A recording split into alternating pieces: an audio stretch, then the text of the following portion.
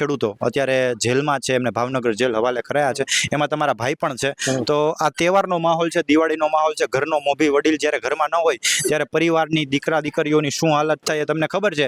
આજે તમારા ઉપર કેટલો ભાર છે એ વાતને લઈને? અત્યારે મારો ભાઈ નથી એટલે ટોટલ બે ઘરની જવાબદારી મારી ઉપર છે, પણ એ ખરેખર યોગ્ય રીતે ગયો હતો એટલે મને ગર્વ છે.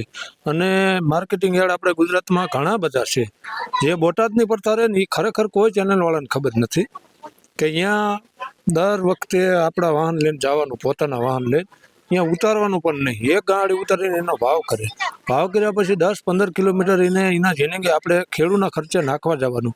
અમારા બીજા લોકલ યાર્ડ જે છે આ બાજુ એ બધે એવું છે, ગાડીવાળો રાતે ફેરો કરી આવે અને બીજો ફેરો ભરી અને પણ જઈ શકે. ગાડી છૂટી થઈ જાય. આ ગાડી છૂટી કરતા નથી, એ આપણા ખર્ચે લઈ જવું પડે છે અહીંયા જીન ઉપર. અને અહીંયા ગયા પછી કપા ઉતારે એટલે બપોરનો કપા પડ્યો હોય, સાંજે 4 વાગે ઉતારવા લઈ જાય. એ ક્વોલિટીમાં અને જે થપ્પીની ક્વોલિટી હોય એમાં ડિફરન્સ આવે છે. અહીંયા ગયા પછી એમ કે ના આ ભાવ નથી, આ માલ જોયો એવો આ માલ નીકળતો નથી. તો આવી પડતા કોઈ પણ જીનમાં શેર